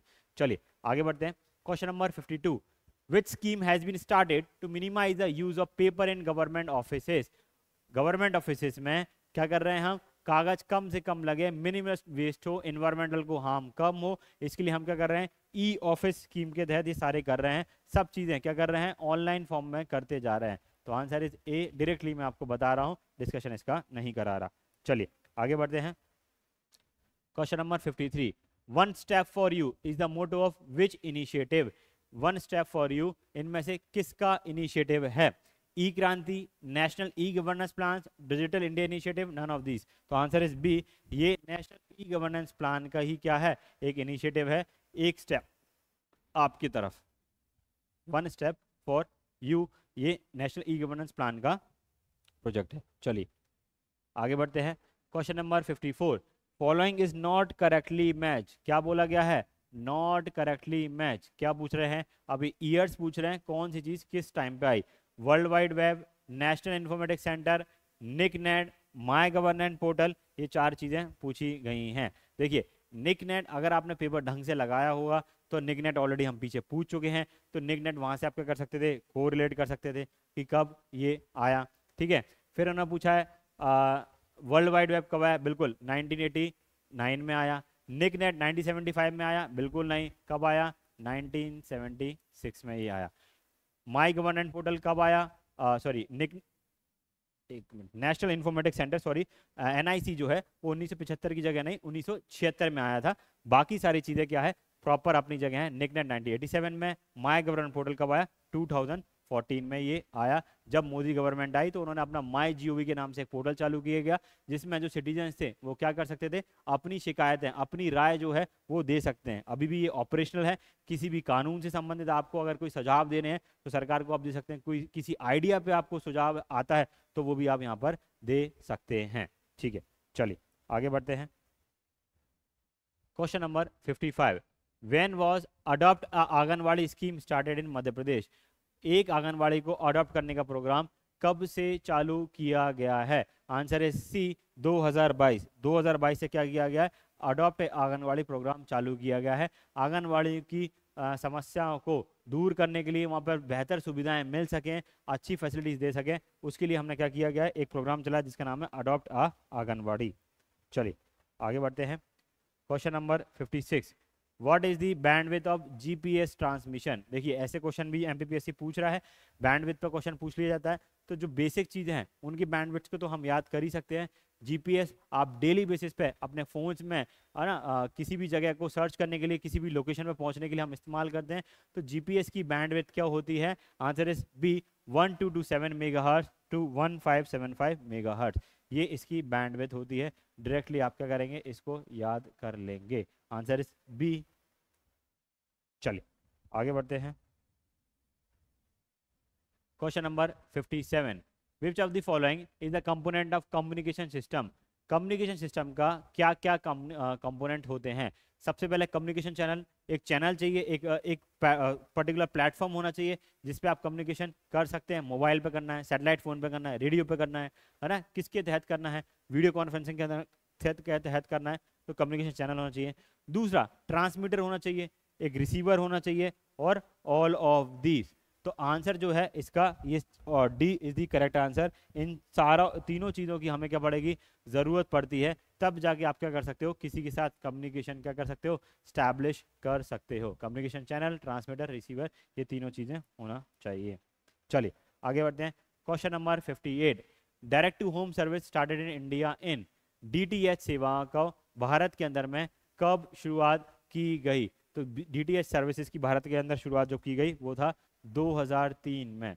2003 में D2H सर्विसेज की सर्विसेज चालू हो चुकी थी। इससे पहले क्या होता था सर, तो इससे पहले क्या होता था, लोकल लेवल पे आपके केबल ऑपरेटर्स हुआ करते थे। वो केबल ऑपरेटर्स आपके यहाँ पर क्या करते थे, केबल्स बिछाया करते थे। कुछ लोग उनमें केबल में कट लगा के अपने से डिस्क जोड़ लिया करते थे, है ना, तो चैनल चले जाया करते थे, किसी की खराब आते थे। तो इन सब सारी समस्या को खत्म करने के लिए भारत में D2H सर्विसेज को लॉन्च किया गया 2003 के अंदर में। अब आपके यहाँ पर वो एक एंटीना छतरी जो होती है वो लगाई जाती है, और डायरेक्टली एक टीवी पे आप एक ही कनेक्शन ले सकते हो। चलिए आगे बढ़ते हैं। Question number 59, where are recently deleted file stored. बिल्कुल सिंपल क्वेश्चन है कि जो आपने फाइल्स को डिलीट किया है वो कहाँ पर स्टोर होती हैं। Answer is D, recycle win में आप उन सर्विसेज को क्या सारी फाइल्स को देख सकते हैं 1 महीने के लिए। 1 महीने बाद ऑटोमेटिकली वो फाइल्स वहां से भी डिलीट हो जाती हैं। चलिए next is high speed internet connection या वाइड बैंड ट्रांसमिशन किसे नाम से जाना जाता है। By what name is high speed internet connection और wide band network transmission known. Dial network, digital transmission, wide area network या ब्रॉडबैंड नेटवर्क।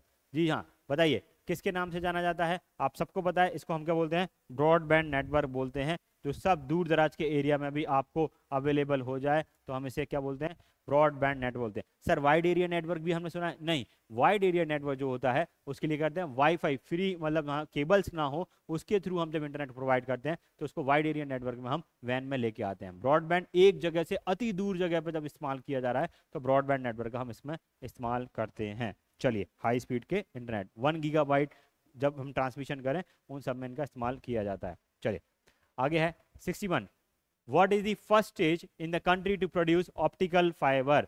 कौन सा पहला राज्य था जिसने ऑप्टिकल फाइबर को बनाना चालू किया था। बिल्कुल एमपी से इंपॉर्टेंट है, सब लोग इसको जानते हैं इस फैक्ट को। कहाँ किया गया था ऑप्टिकल फाइबर का इस्तेमाल बनाना, मंडीदीप रायसेन में हम इस्तेमाल बनाना चालू हुआ था। तो answer is B, naturally Madhya Pradesh is the correct answer. Optical fibre का फर्स्ट टाइम मंडीदीप रायसेन में प्रोडक्शन चालू हुआ था। Latency, what is true regarding latency. आजकल की जनरेशन बहुत अच्छे से जानती है लेटेंसी क्या होता है। पबजी खेल रहे हैं, खेलते टाइम जो आवाज में आपका ग्लिच आ रहा है, आवाज थोड़े 1 सेकंड 2 सेकंड लेट आ रही है, या वीडियो बफर करना चालू कर दे, उसी को हम क्या बोलते हैं, लेटेंसी बोल सकते हैं, लेटेंसी बोलते हैं। तो करेक्ट आंसर क्या मिल जाएगा, the time taken for data to travel from one point to another in a point network, the time taken in a modem to travel from one point to another, frequency by potential difference. हाँ जी 62 का answer क्या है, A is the correct answer, time taken for data to travel from one point to another in a network, है ना। कई बार आप देखते हो हम वीडियो कॉल कर रहे हैं, उनकी आवाज आ रही है हमारी नहीं जा रही, उनकी वीडियो आ रही है हमारी वीडियो नहीं आ रही है, तो ये क्या है, लेटेंसी ही इसको हम टेक्निकल वर्ड में भाषा में बोलते हैं। चलिए आगे बढ़ते हैं। Question number 63, which of the following diodes is used in very high speed switching electric circuits। जो very high speed electric circuits होते हैं उनमें से किस डायोड का इस्तेमाल किया जाता है। देखिए हर एक इलेक्ट्रिक प्रोडक्ट के अंदर में कुछ ना कुछ तरीके के डायोड्स होते हैं जिनके थ्रू काम करना सक्सेसफुल बनाया जाता है। तो हजारों तरीके के डायोड्स हैं। यहाँ पे क्वेश्चन पूछा गया है कि हाई स्पीड स्विचिंग में किस डायोड का इस्तेमाल किया जाता है ना। कंफ्यूजन मत कीजिएगा अपने आप को, very high speed switching electric circuits में किस डायोड का इस्तेमाल किया जाता है। ऑप्शन है Zener diode, tunnel diode, optical diode या नन ऑफ अबव। तो इसका जो आंसर है वो है बी, टनल डायोड्स का इसमें क्या किया जाता है, इस्तेमाल किया जाता है। कहाँ पर? हाई स्पीड स्विचिंग में इनका इस्तेमाल किया जाता है। चलिए आगे बढ़ते हैं।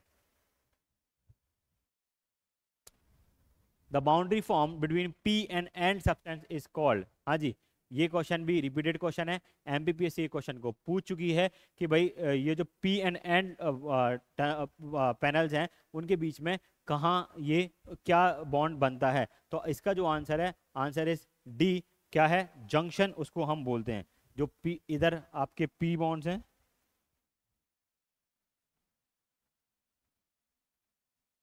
ये पी बॉन्ड्स हैं, यहाँ ये आपके एन बॉन्ड्स हैं।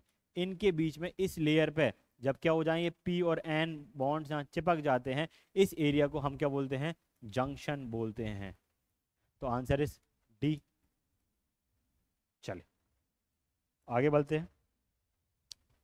Which picture elements are also known as. Picture elements जो आप पिक्चर देखते हैं, वीडियोस देखते हैं, है ना, उसको हम और क्या भी बोलते हैं? सभी को पता है, सिंपल आंसर है, इस answer is pixel. Pixel, picture elements को हम क्या बोलते हैं? पिक्सल भी बोलते हैं। ठीक है, तो आंसर क्या है? ए। आगे डॉट बिल्कुल नहीं, पॉइंट्स नहीं, रेजोल्यूशन। रेजोल्यूशन से क्या समझ में आता है कि कितनी हाई क्वालिटी का वो फोटो या वीडियो है। पर पिक्चर्स के लिए हम किसका इस्तेमाल करते हैं? पिक्सल्स का इस्तेमाल करते हैं। जितने ज़्यादा पिक्सल्स होंगे उतना ही आपका फोटोज अच्छा होगा। और जब इन पिक्सल्स को मिला दिया जाता है तो वो क्या बन जाता है? आपका रेजोल्यूशन बन जाता है, जिसमें आपका HD, अब 4K, 2K, 4K, अब 8K रेजोल्यूशन तक भी पहुंच चुकी हैं चीज़ें। चलिए आगे बढ़ते हैं।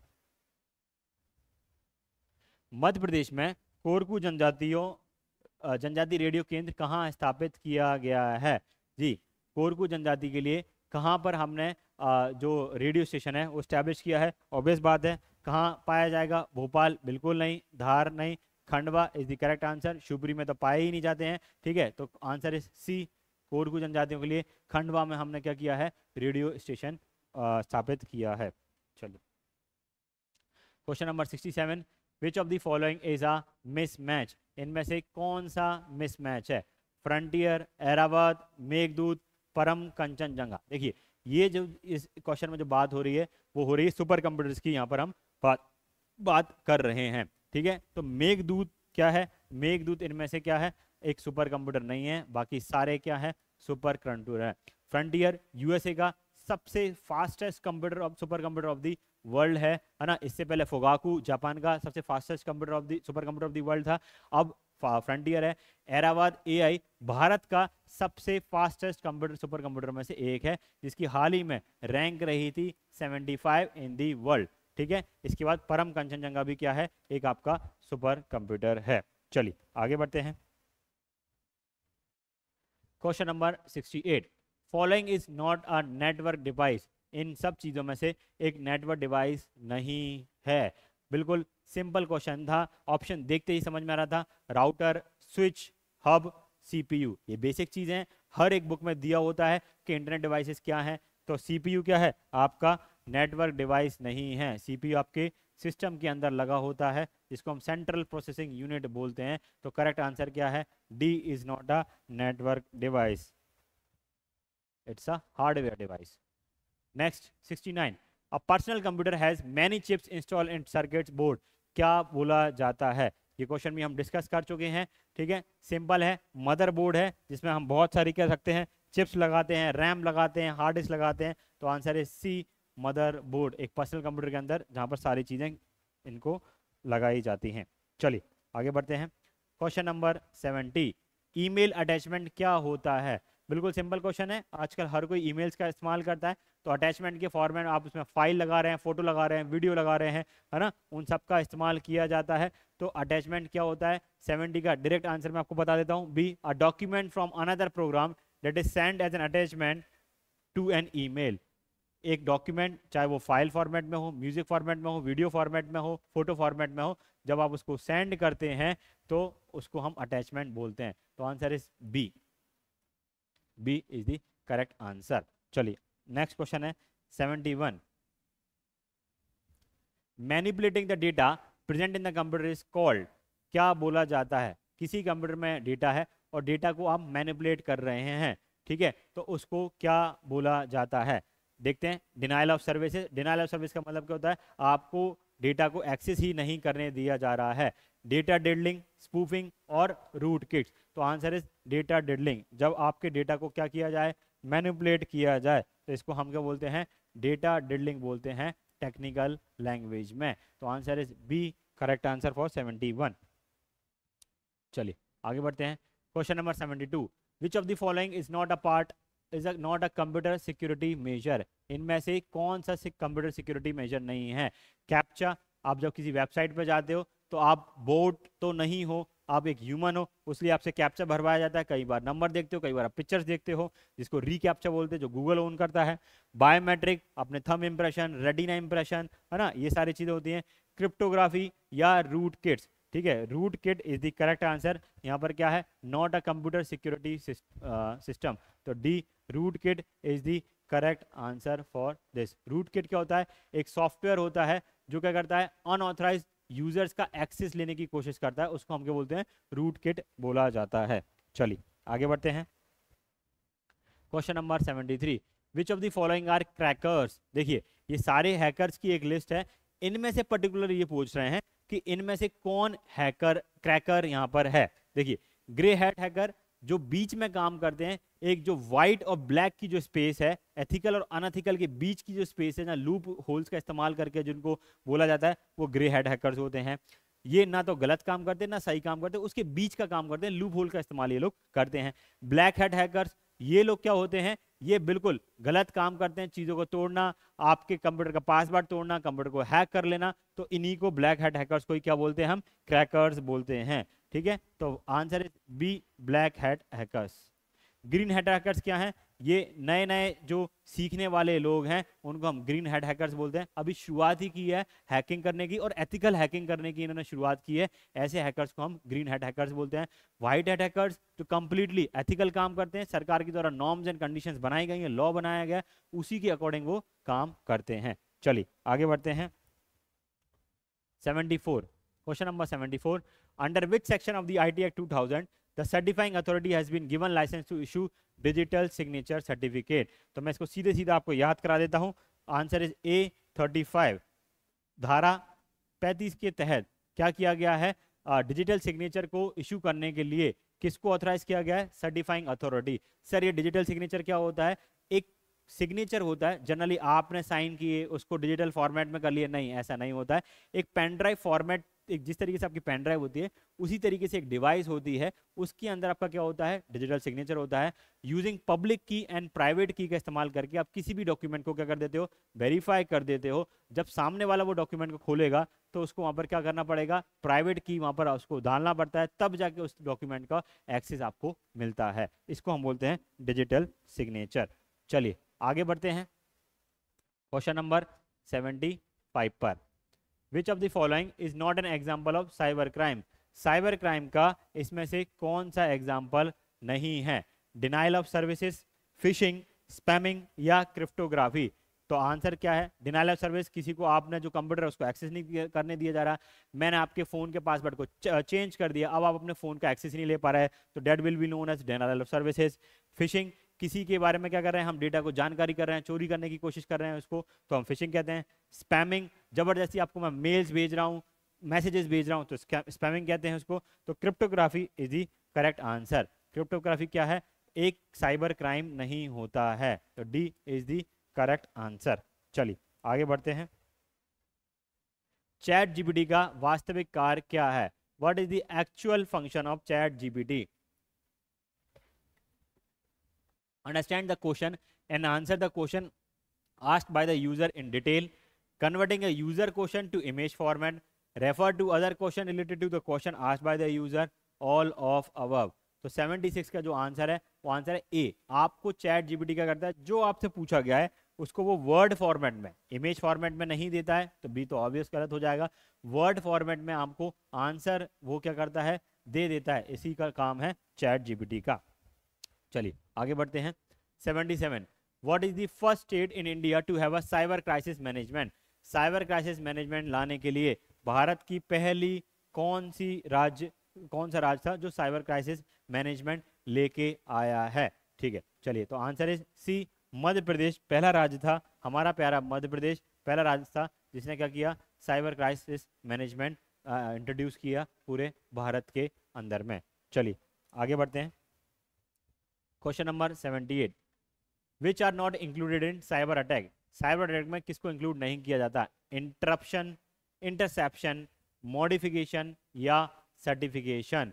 तो इनमें से किसको ऐड नहीं किया जाता, तो सर्टिफिकेशन। बाकी सारी चीजें होती हैं साइबर अटैक के अंदर, सर्टिफिकेशन नहीं होता है। तो correct answer is D is the correct. Interruption, आप जो भी कम्युनिकेशन कर रहे हो उसमें मैं क्या कर दूं, दखल अंदाजी कर दूं, रोक कर दूं।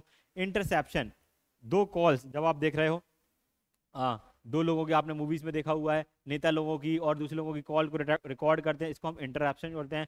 मॉडिफिकेशन, दी हुई बातों को क्या कर देना, चेंज कर देना। सब लोगों ने 3 इडियट्स मूवी देखी हुई है, चतुर का कैरेक्टर देखा हुआ है, चतुर की स्पीच को बदल देना, वो भी क्या था, एक साइबर अटैक का तरीका था, मॉडिफिकेशन। उसकी स्पीच को ही उन्होंने क्या कर दिया, चेंज कर दिया। ठीक है, चलिए।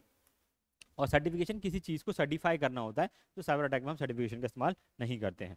Question number 79, which of the following is miss match. चलिए देखते हैं कि कौन सा इनमें से मिस मैच है। कुछ रोबोट्स दिए हुए हैं, उनको आपको करेक्टली याद करना था।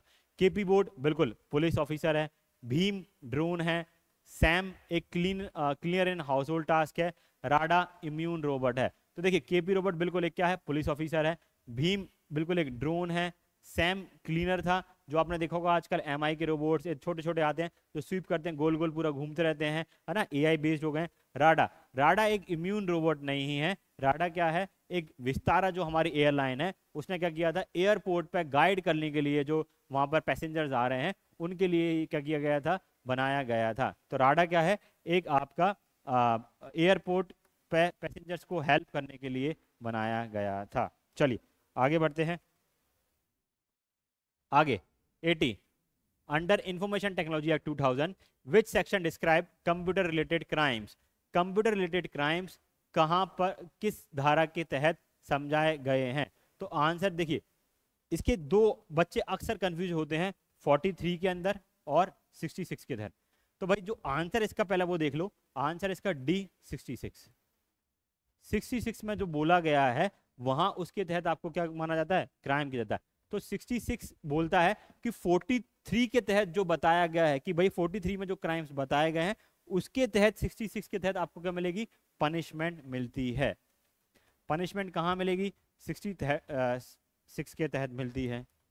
ठीक है, और वो 66 बोलता है जो 43 में लिखा है उसके अकॉर्डिंग 66 में पनिशमेंट मिलेगी। तो करेक्ट आंसर इसका क्या है, डी 66 है। चलिए आगे बढ़ते हैं। तरंग पोर्टल इज रिलेटेड टू, तरंग पोर्टल का संबंध किससे है। चलिए, तो तरंग पोर्टल पहले भी ये क्वेश्चन पूछा जा चुका है, answer is B electricity. MBPSC ये क्वेश्चन पूछ चुकी है, बी इलेक्ट्रिसिटी से तरंग पोर्टल का संबंध है। 82 question, which of the following are the benefit of e governance system. E governance system के क्या बेनिफिट्स होते हैं।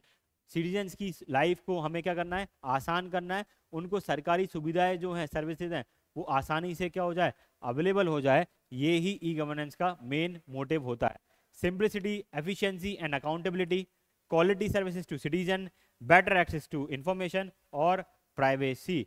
जी हाँ, बताइए इसका आंसर क्या बनेगा। तो आंसर इज 1, 2 एंड 3 आंसर इसका करेक्ट है। प्राइवेसी ई गवर्नेंस का मोटो नहीं होता है, सिटीजन्स की क्वालिटी ऑफ सर्विसेज को बढ़ाना इसका मेन मोटिव होता है। तो आंसर इज बी 1, 2, 3। चलिए आगे बढ़ते हैं। क्वेश्चन नंबर 83, की logger is an example of. की लॉगर किसका एग्जाम्पल है, स्पाईवेयर का, रैंसमवेयर का, स्क्रूवेयर का या ग्रेवेयर का। तो आंसर इज ए स्पाईवेयर का इज द करेक्ट आंसर। की लॉगर क्या है, स्पाईवेयर है, जो आपको क्या करता है, बस आप पे निगाह बिठाए रखा है, आप क्या कर रहे हैं, क्या नहीं कर रहे हैं, क्या डेटा डाल रहे हैं, ये सारा काम कौन करता है, की लॉगर है। आपके अंदर वो डाल दिया जाता है सिस्टम के अंदर, आपके कंप्यूटर के अंदर, मोबाइल्स के अंदर में, और वो आपका चुपचाप आपका डेटा क्या देखता रहता है, देखता रहता है। आपके डेटा के साथ छेड़खानी नहीं करेगा, सिर्फ आपने क्या डेटा डाला, क्या नया डेटा जनरेट किया है, वो सारी एक्टिविटीज पे निगाह करने का काम किसका है, स्पाईवेयर का है। चलिए आगे बढ़ते हैं। क्वेश्चन नंबर 84, चैटबोट लेक्सी क्या है। What is chatbot Lexi? ये भारत का पहला एआई आधारित चैटबॉट है। देखिए यहाँ थोड़ा सा इसमें आप एडिशन कर लीजिए, ये भारत का पहला एआई बेस्ड आधारित चैटबॉट नहीं है, ये भारत का पहला चैट जीपीटी बेस्ड क्या है, प्लेटफॉर्म है ना। तो जो बोर्ड है एआई बेस्ड नहीं है, ये पहला भारत का चैट जीपीटी बेस्ड क्या है, प्लेटफॉर्म है। ये यहाँ पर थोड़ा सा इसमें करेक्शन था। Second, launch by fintech firm velocity इन 2023।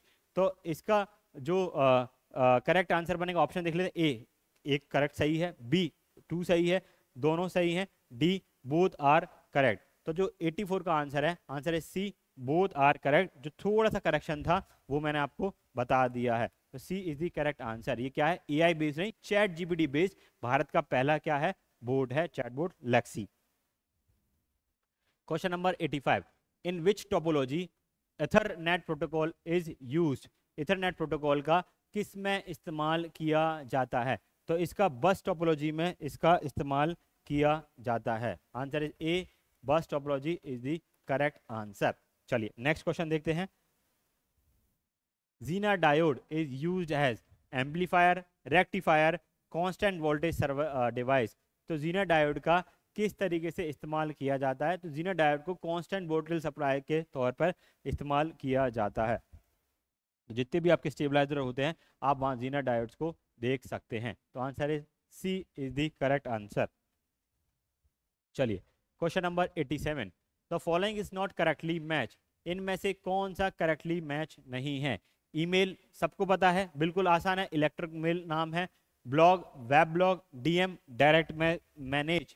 क्या डायरेक्ट मैनेज बोलते हैं? आज की जनरेशन सब अच्छे से जानती है, शॉर्ट फॉर्म में बात करती है, इसको क्या बोलते हैं, डायरेक्ट मैसेज, ना कि डायरेक्ट मैनेज। तो आपका ऑप्शन क्या बन जाएगा, नॉट करेक्टली पूछा था, तो C is the correct answer. चलिए स्पैम क्या होता है, जंक में ईमेल होता है, को आपके सबके जीमेल्स भरे होंगे इन्हीं से। चलिए नेक्स्ट इज क्यूआर कोड का फुल फॉर्म क्या होता है? क्यूआर का फुल फॉर्म क्या है, क्विक रिस्पॉन्स कोड। तो C is the correct answer, quick response code QR का फुल फॉर्म है। अभी तक नहीं पूछा गया क्वेश्चन है, हो सकता है आप आगे वाले एग्जाम में डायरेक्टली ये क्वेश्चन को देखें। चलिए आगे बढ़ते हैं। Question number 89, the following is an economic cyber crime. इनमें से कौन सा cyber crime economic cyber crime है? Cyber warfare, salami attack, cyber bullying, identity theft. तो देखिए इसका जो आंसर है, answer B is the correct answer, salami attack. इसके अंदर क्या होता है, सारे बैंक अकाउंट्स के अंदर से कुछ कुछ 10 पैसा, 5 पैसा, 2 पैसा चुरा लिया जाता है। छोटे छोटे अमाउंट जो आपको दिखते नहीं है और आपको फर्क ना पड़े, इस तरीके का अमाउंट जोड़ा जाता है। लेकिन जब करोड़ों लोगों से इस तरीके का अटैक डाला जाता है तो इससे बहुत सारे पैसे की चोरी की जाती है। तो इस अटैक को हम क्या बोलते हैं, सलामी अटैक बोलते हैं। चलिए आगे क्वेश्चन नंबर 90, वह सॉफ्टवेयर जो फाइल को इनक्रिप्ट करके उसको बदले फिरौती मांगता है। The software which encrypts the file and demand ransom in return is called somware, ransomware, spyware, all of the above. हाँ जी, तो जो आपकी फाइल को एनक्रिप्ट कर दे और फिर आपसे पैसा मांगे, इसको हम क्या बोलते हैं, रैंसमवेयर बोला जाता है। ठीक है, तो करेक्ट आंसर क्या बन जाएगा, बी, रैंसमवेयर। जिस तरीके से आपको किडनैप, कभी कुछ लोगों को किडनैप कर लेते हैं और उसके बदले में पैसा मांगते हैं, इसी तरीके से आपके कंप्यूटर को लॉक कर दिया गया, एनक्रिप्ट कर दिया गया और उसके बदले में पैसा मांगा जा रहा है, तो उसको हम क्या बोलते हैं, टेक्निकल टर्म में रैंसमवेयर बोलते हैं। चलिए आगे बढ़ते हैं। Question number 91, with the help of which the presence of virus in a computer can be detected. किसकी सहायता से कंप्यूटर से वायरस को डिटेक्ट किया जा सकता है? सभी जानते हैं इसका आंसर, कंप्यूटर के when the computer reboots automatically, when the web browser open the wrong or incorrect home page, computer hangs repeatedly, fourth when the computer working speed is slow। तो इसका जो है आंसर क्या बनेगा, ए इज द करेक्ट आंसर। इन चारों ही condition में आपको समझ में आ जाएगा कि मेरे कंप्यूटर के अंदर में क्या आ गया है, वायरस आ गया है या कुछ चीज़ें हो रही हैं जिस कारण से आपके जो फ़ोन है, लैपटॉप है, कंप्यूटर है, वो स्लो काम कर रहे हैं। चलिए आगे बढ़ते हैं। Question number 92, CRT stands for cathode ray tube. सीधे सीधे आपने ये सारी बुक्स में, स्टैंडर्ड बुक्स में आपको मिलेगा। कैथोड रे ट्यूब टीवी के अंदर इस्तेमाल किया जाता है। सी इज द करेक्ट आंसर। चलिए आगे बढ़ते हैं। Question number 94, which of the following is not an advantages of robot, robot के क्या इनमें से एडवांटेजेस नहीं हैं। चलिए 93, protect from enemies by giving information about enemies, क्या करता है, बिल्कुल ये तो एडवांटेज है कि एनिमीज के बारे में इन्फॉर्मेशन देके हमको प्रोटेक्ट करा एनिमी से, तो ये तो बिल्कुल सही है, तो ये तो नहीं हो सकता, इन्होंने पूछा एडवांटेज नहीं है। B, help humans by reaching when humans can not reach, उस जगह पे ह्यूमंस को पहुंचा देना जहां ह्यूमंस नहीं पहुंच सकते। जैसे अभी हमने क्या किया, चंद्रयान 3 देखा, चंद्रयान 3 में हमारे जो लैंडर और रोवर थे वो वहां गए, वहां पर वो मिट्टी के सैंपल्स को सर्च करा, उन्होंने हमें बताया कि कैसे सतह है, तो बिल्कुल रोबोट्स वहां पहुंच सकते हैं, हमारी लाइफ को आसान कर रहे हैं, तो बी बिल्कुल ये भी सही पॉइंट है। C, it can be violent sometimes, तो ये क्या एडवांटेज है, कभी कभी ये हिंसक हो सकता है, अगर हिंसक होगा तो ये क्या करेगा, नुकसान पहुंचाएगा ह्यूमन फर्टिलिटी को, इसलिए C is the correct answer, ये इसका एडवांटेज नहीं है। चलिए आगे बढ़ते हैं, question number 94, what is the full form of SSL, the technology used to secure the exchange of data to the internet. जी SSS का फुल फॉर्म यहाँ पर आपसे पूछा गया है, तो इसका फुल फॉर्म होता है सिक्योर सॉकेट लेयर, तो देख लीजिए कौन से ऑप्शन बनना है, सेफ सिक्योर डॉकेट नहीं है जी, सॉकेट सिक्योरिटी लेयर नहीं है, सिक्योर सॉकेट लेयर, तो third option is correct, C is the correct answer for the 94।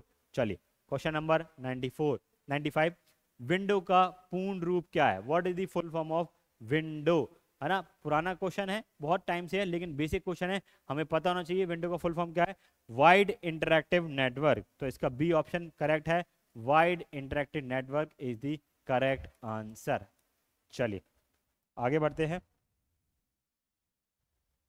When the national artificial intelligence portal launch, देखिए हम नेशनल आर्टिफिशियल इंटेलिजेंस की बात कर रहे हैं, आर्टिफिशियल इंटेलिजेंस का एरा है, तो आप एक्सपेक्ट करें आर्टिफिशियल इंटेलिजेंस से आपको चौतरफा क्वेश्चन आपको प्रिपेयर करके जाने पड़ेंगे, वहां से आपके 2 मिनिमम क्वेश्चन पूछे जा सकते हैं, ठीक है। चलिए आगे बढ़ते हैं, 96 क्वेश्चन की नेशनल आर्टिफिशियल इंटेलिजेंस कब लॉन्च किया गया था, तो जो आर्टिफिशियल इंटेलिजेंस है वो आपका कब लॉन्च किया गया, आंसर इज बी, आपका 2020 में नेशनल आर्टिफिशियल इंटेलिजेंस को पोर्टल को लॉन्च किया गया। 96 का answer B is the correct answer. चलिए, which of the following is not a language of artificial intelligence, again artificial intelligence से एक और क्वेश्चन, इनमें से आर्टिफिशियल इंटेलिजेंस की कौन सी लैंग्वेज नहीं है, पाइथन बिल्कुल एक आर्टिफिशियल इंटेलिजेंस की लैंग्वेज है, जूलिया आर्टिफिशियल इंटेलिजेंस की लैंग्वेज है, प्रोलॉग आर्टिफिशियल इंटेलिजेंस की लैंग्वेज, C# एक आर्टिफिशियल इंटेलिजेंस की लैंग्वेज नहीं है, तो आंसर है सी इज द करेक्ट आंसर। तो C# क्या करती है सर, ये मशीन लर्निंग के लिए इस्तेमाल की जाती है, मशीन को इस्तेमाल करने में जो लैंग्वेज इस्तेमाल होती है उसको C# होती है, हाई लेवल लैंग्वेजेस को कन्वर्ट करती है मशीन लैंग्वेजेस में, इसको हम C# का इस्तेमाल वहाँ पर करते हैं। चलिए आगे बढ़ते हैं, question number 98, artificial intelligence task force has been constituted by which ministry, तो आर्टिफिशियल इंटेलिजेंस टास्क फोर्स है, जो उसका सीधा सीधा आंसर है वो मिनिस्ट्री ऑफ कॉमर्स ने इसको क्या किया है, कॉमर्स एंड इंडस्ट्री ने बनाया है, क्योंकि आर्टिफिशियल इंटेलिजेंस से क्या है, बिजनेस धंधा मिलने वाला है, लाखों लोगों को नौकरियां मिलेंगी, नए नए रिसर्च एंड इनोवेशन हो रहे हैं, तो किससे संबंधित है, मिनिस्ट्री ऑफ कॉमर्स से, ना कि mighty ministry of information technology, संबंध इसका नहीं है, इसका संबंध है ministry of commerce and industry. चलिए आगे बढ़ते हैं, who has release GPT-4, chat GPT, again 2023 में पूछ लिया गया क्वेश्चन है, बहुत सारे लोग इसको कंफ्यूज रहते हैं कि साहब माइक्रोसॉफ्ट ने इसको रिलीज किया है, नहीं, माइक्रोसॉफ्ट ने इसकी क्या की है, फंडिंग की है, इसको जो बनाया है वो किसने बनाया है, एक ओपन AI कंपनी है उसने इसको बनाया है, इसके CEO हैं सैम ऑल्टमैन, हाल ही में उन्होंने चैट GPT-40 के बारे में बात की है और उसके बारे में उन्होंने बताया है कि जो अभी आप वर्जन देख रहे हैं जो बखूबी बहुत तेजी से काम कर रहा है वो सिर्फ प्रिमिटिव होगा, उन्होंने वर्ड इस्तेमाल किया प्रिमिटिव, मतलब बहुत पुरानी पीढ़ी का ये माना जाएगा अगले 2 साल बाद ही, तो आप सोचिए कि AI कितना तेजी से विकास करने वाला है, ठीक है, तो करेक्ट आंसर क्या है, A is the correct answer. इसी के साथ मैं एक क्वेश्चन आपसे पूछूंगा, उसका आप कमेंट में आंसर दीजिएगा, भारत का पहला AI कौन सा है जो एक क्या बन चुका है, यूनिकॉर्न स्टार्टअप भी बन चुका है, उसके बारे में नाम कमेंट करके बताइएगा कि भारत का पहला AI कंपनी जो यूनिकॉर्न कंपनी बन चुकी है। Next question is last question आज का, एरावत का प्रमुख उद्देश्य है, the main object of Airawat is empowering the network, preparing artificial intelligence for future strategy in India, prevent railway accident, prevent road accident, again ये इंडिया की AI से संबंधित है, answer is B correct answer. Preparing artificial intelligence for future strategies in India. तेजी से AI का क्या हो रहा है, दुनिया में विकास हो रहा है, फैलाव हो रहा है, और भारत को भी इसमें पीछे नहीं रहना है। इसलिए भारत सरकार ने एक स्ट्रैटेजी बनाई जिसका नाम रखा गया ऐरावत। उसके तहत सारे बड़े इंस्टीट्यूशंस के अंदर में एआई का इस्तेमाल करना, उनको ऑपरेट करना, लोगों को ट्रेनिंग देना, ये सब इसके पार्ट हैं। तो आज ये हमारे 100 श्रृंखला की जो क्वेश्चन थी, 100 क्वेश्चन इसमें हमने कंप्लीट किए, यूनिट 9 को हमने कंप्लीट किए। आशा करते हैं कि आपको बहुत सारी चीज़ें इसमें याद आएंगी। जो चीज़ें आपको नहीं याद थी, जो आपके नोट्स में नहीं थे, वो आप यहाँ से क्या कर सकते हैं, अपने नोट्स में ऐड ऑन कर सकते हैं, और इसी बार प्रीलिम्स 2024 में आप प्रीलिम्स को क्लियर करेंगे। इसी तरीके के आगे के डिस्कशंस को देखने के लिए हमारे साथ बने रहें। नेक्स्ट क्वेश्चन जो पेपर आएगा उसके साथ ही आपका डिस्कशन आ जाएगा। तो thank you so much for watching this video. Please like, subscribe the videos and share our other platforms also. Thank you.